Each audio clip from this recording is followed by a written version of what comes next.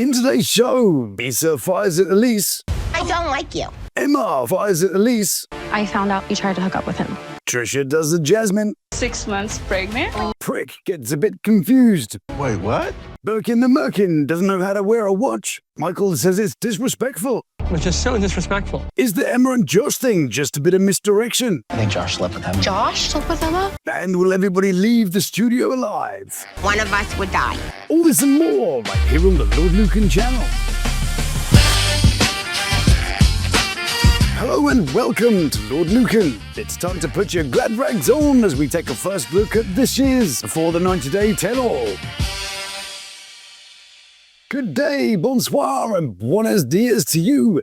Big loves to those who've subscribed, you beautiful people. And a coffee luwak coffee to the lords and ladies of the Lukan Manor. Well then, mon petit point, it's the end of another season. It's the end of some more relationships. And it's the start of some brand new beef. Oh yes, with every tell-all comes much accountability. But will we get some iconic moments like we've seen before? Will anybody be weaponizing footwear? Guys, It's okay. It's okay. No, it's okay. Twice. And all the girls is like, oh, that really hurt. Will anybody cause global PTSD? these brand new Stop beats. What's all these now? Why do the cameramen feel the need to zoom in? That's a little bit weird, isn't it? You've got to watch those cameramen, you know? Gonna stay by the hotel with the cameraman. And will we get any more rousing speeches? What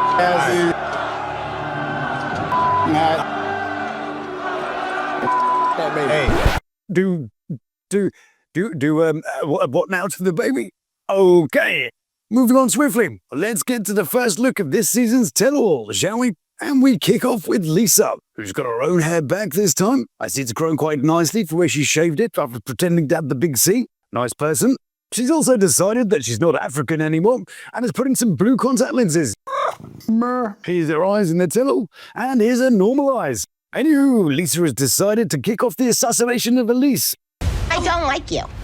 Oh, you are like this little black widow. Okay, lady black widows are known for eating gentleman black widows, as I'm sure you know. Well, they inject them with venom so they can suck out the liquefied bits. Although, technically, not all black widows get rid of their partners. Elise, on the other hand, has 100% turnover. But I can't see the comparison. One of them leaves a man sucked dry in warm climates, and the other one's a spider. Quick shout out to Lisa's Black Widow sign language. I'm getting more sort of crabs than I am spiders. Unlike Big Ed, who didn't get crabs, he got an STI. You bring out like the bully in school that went after me. See how she managed to make it all about herself at the same time, claiming somebody's a bully when she's clearly doing a bit of bullying herself. This woman's just a grifter, and the grift in this episode is a touch of victim with a splash of personal attack, all the time wrapped in a nice little shield of pity. It's such an attempt to be sealing her insult with pity. Yeah, I know. To make it harder for people to come back at her, because she's cast herself in some sort of poor me kind of way. Yeah, we're not buying that anymore. We've got a pretty good idea who you are now, Mrs. And frankly, that tastes like A shit sandwich, man. The more bread you got, the less shit you taste. But if you don't got no bread, it starts tasting like shit. So she confirms what we all knew, that her and Daniel are no longer together. Daniel and I are no longer engaged. We are not together. No, hold on. Traditionally, she's mine. Yeah, he's not going to let his revenue stream go that easily. They deserve each other, really, both using each other for stupid stuff. I know. He wants her money, she wants her fame and easy cash, so she can tout being some sort of victim to the public, because to her, presumably that has some kind of currency. He may have his wifey woman in Nigeria, the one that Lisa's daughter decided to confront, but he wants to lock this cash cow down, even if it means invoking a bit of the old hocus pocus. This priest had told us that if I leave Daniel, one of us would die. She's one of these people that gets an email and goes, oh look, the Nigerian prince has just told me I've won the national lottery. I've just got to send him $5,000 to get my winnings. Right, where's my purse? But for Lisa, it just feels like she's trying to find any excuse to make us feel sorry for her. So we might think twice about giving her a stick for being genuinely distasteful and dishonest. For being the woman who allegedly takes money from friends and family, fakes cancer, lives off her daughter's fake injury, fabricates a bunch of health conditions, and decided to stop being a lesbian so she could go on a TV show and grift a bit more money. I ended up in the hospital. I'm terrified for my life because I am cursed by a Nigerian priest. Yeah, no, you're really not. It's just a little victim force field you're trying to use to protect yourself from criticism. Or maybe she just believes all this bunkum. But as it was proceeded with, I went to hospital, it seems like just another pity ploy. Then what did she go to hospital for? Curse anxiety? And what did the receptionist say? Yeah, if you'd just like to take a seat in the bullshit fantasy department, Dr. Santa Claus and Nurse Easter Bunny will be out to see you in a moment. Waiting in the Revelations department is Trisha and Prick, who have a slightly less unreal, but equally worrying thing to say. I am 6 months pregnant. Oh, Trisha. Oh, Trisha indeed. Poor thing. Creepy old man went and sullied her. I do feel really bad for Trisha. She had to go getting with some creepyzoid whose age gap is older than she is, bought all the rubbish she was selling, and now has to raise a child with or without him. If indeed he is the father, and noticing that Prick is now getting all the hate attention, Elise thought she might like to say something stupid too, just to focus their negativity back on her. Rick, are you the dad? Alright then, Hopants. Not everybody's as free and easy as you know. If Prick was the lady and Trisha was the man, yeah, sure, I'd probably have my doubts. But we've got no reason to believe that she jumped on the next love banana that happened to come her way. Although there are a few people online who believe that the baby isn't his. Prick is just so strange though. Even his music tastes are pretty tasteless. Take this karaoke YouTube channel for example. It's just a load of wrestler intros. But one of his worrying favourites is a guy called Exotic Adrian Street, who made such wonders as this song. I can't think of many things that make me want to smile. That's a little bit Jimmy Savile there, isn't it? Why is there some random schoolgirl in there? Oddly enough, he did actually wrestle with Jimmy Savile once, and then found his way into Prick's heart.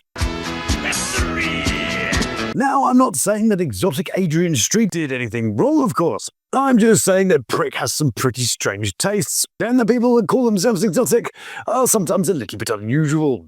Interesting though how one guy who likes the younger ladies is liked by another guy who, quite likes the younger ladies. What? Oh, dude. Rick, I really am trying to like you, man, but Trish could do way better. Well, Lisa said something that's interesting at last. No idea why she's trying to like him when you could hate him without putting any effort in at all. Anyways, we then have a bit which seems to have made all the gossip pages recently, but doesn't seem to make too much sense. I found out you tried to hook up with him. What is happening? I think Josh slept with him. Josh? Slept with Emma? Which caused a few places to get a bit carried away. Did Emma hook up with Josh, etc., etc.? But it doesn't really make any sense as we see it here. In my little opinion, this is one of those director's misdirections. Why would Emma be having a go at Elise if she was the one who hooked up with Elise's ex-boyfriend? You're pointing a finger at me when I didn't do anything wrong. I didn't do. Emma has been busy getting engaged to half of Morocco. So are we just to believe that she took a quick break and popped over to Australia to see Josh? I doubt he would have gone to see her, he's got no money. And he doesn't exactly fit her usual type. Now let's face it, that whole bit was coming from Forrest. I think Josh slept with him. Josh? Slept with Emma? Who's not exactly an authority on relationships. But who could she have been talking about? Other theories include that she's mad about Elise's outburst in the restaurant. But that makes even less sense. So I guess we'll have to wait to see about that one. Also in the tell, the producers have decided to bring in a little bit of the old Big Brother styles. We have a confessional cam backstage. Whoa, mind blown. So they all get to get a bit more spotlight and unhinged speculation in the privacy of their own little booth. So what do the cast say in their own little outlet? I don't mean to sound like a bitch, Yeah, it just sort of comes naturally. but I do think Laura's being a little bit stupid. All right, Pot, stop pointing out the colour of the kettle, because you'd never do something which was a little bit crazy, unhinged and stupid. Am I crazy? Or is my guy living with a girl and getting financially supported crazy? But yeah, let's turn our attention to Laura, Zayed, and friendzone Michal. That is ball bits. And it's all got a bit handbags at dawn, since Laura was prepared to cast Michal aside. Michael was jealous that I wasn't giving him the attention that I normally gave him. Which was what? A drunken fumble? Let's not forget that Michal did have the chance to bash the bats out of the belfry, but totally passed on that little shop of horrors. He's just a stand-in boyfriend, really, like a Timothy. He gives you what you wish the boyfriends that you find would give you: companionship and ears and moaning, loyalty, the illusion of a man who wants to be around you, but you don't have to rearrange his trouser department, and you get in your bed all to yourself. Would you like me to quote what you said to me? I would love it. You're on your own. Wow. And I think that might be the part that she regrets the most. Birkin the Merkin's dedication is unproven, but Michael's loyalty is more sort of puppy level. She's exchanging a friend for a lover who is miserable, detached, emotionless, and miles away. For what exactly? to prove a point? So this guy can't even wear his watch properly. I mean, look at that. Or is he just covering up a tattoo? Maybe he's got another woman's name on there now. And then we went to Stig and Aviva. Both of those names hold a different meaning here in the UK. Stig, this side of the puddle, means dirty or unhygienic, after a book called Stig of the Dump. And Aviva means car insurance. And it would appear that Stig might have been a naughty little boy after all that messing around he did and taking advantage when he was over in Texas. He may be able to pretend that he has a wine company, but he can't fake his way out of this one. Stig, Aviva's friend, said that you have more than one girl pregnant. And considering his recent activities, I'd place my bets on the fact he's made lots of little Stiglets. Oh my God. He's not the only 90-dayer that's been making wine, of course. Big Ed, too, has been touting his own plonk. This is Big Ed Millback at a charming $29 or around £20 a bottle. And you, too, could have yourself a signed version, just like this guy, who kind of looks like what I would look like if I was an American. And you get to have a good laugh at Big Ed at the same time. Bargain. While I was there, I thought I'd have a quick check to see what Big Ed's been up to. But when I typed to search for him for some tell-all stuff I was looking for, these are the results that came up. Ah, nice. I also thought I'd check out his Yelp to see if he's removed those pictures that I put on his website yet. Nope. It's still got vintage Lawd Lukan and a couple of trolling pictures that I posted ages ago.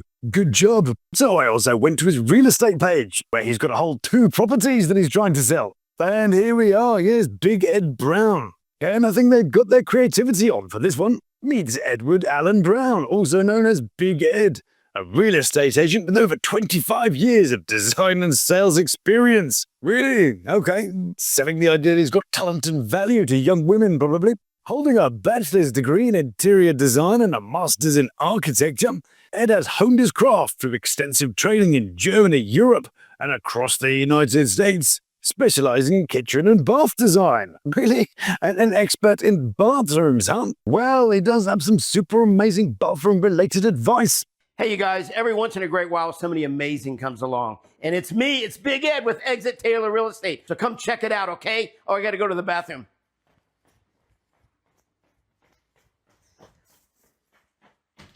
What? Oh, dude. Yeah, I'd love to buy a place where Big Ed's dropped a big deuce. I won't want to live anywhere that he's been can-banging, and only Ed would think that that is a good way to sell a house. Well, he's had a similar approach to starting a relationship. All over your sheets, and it's just...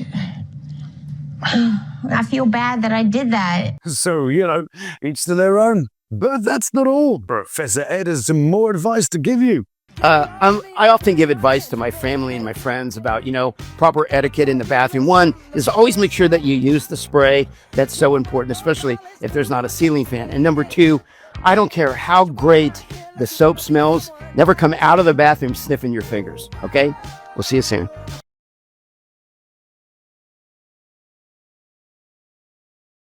We'll also be hearing from Molly the Mangler about how she's jealous that Forrest has another woman in his life now, and how she can feel her control over him slipping away like Elise on a waterfall. I can't do this. Yeah, that doesn't get old, does it? Anyway, Molly the Mangler. Molly, do you still feel? No. I doubt it. She's colder than a day on a waterfall with Elise. Okay, sorry, yes, I'll stop that now. Like Sheena lies to you? Yes. Wouldn't it be crazy, though, if it turned out that Sheena was actually using Forrest for...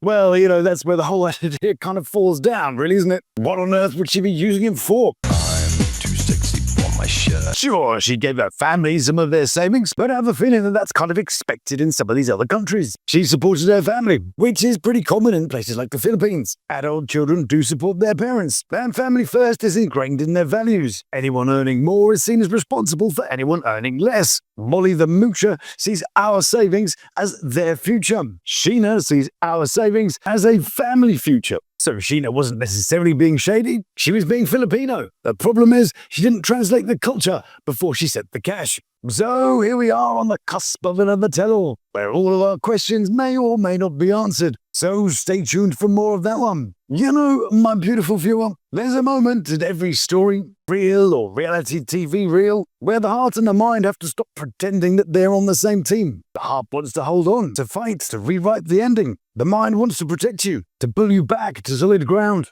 to remind you that love isn't supposed to feel like a battlefield where you keep losing. And sometimes the difference between those two voices is the truth we try so hard not to hear. Sometimes the bravest thing you can do is not to stay, or fix, or chase. Sometimes the bravest thing that you can do is let go. Not because you stopped caring, but because you finally started caring about yourself. Family, friendship, the people that show up for you without needing a script. They're not the consolation prize. They're the anchor. They're the reminder that love isn't supposed to cost you your peace. So if you're standing at the crossroads, heart pulling one way, your mind pulling you the other, remember this: letting go isn't a weakness. It's choosing the life you deserve over the story that you hoped for. And that choice, that's the plot twist that turns every character into a hero. Thank you so much for joining me here at The Manor. It is, as always, a massive pleasure to have you here with me. Let's do it again sometime, shall we? So, if you like what I do, then please do like, subscribe, and check out one of these little beauties. And until I see you again, stay beautiful, love to my three, and you take care of yourself.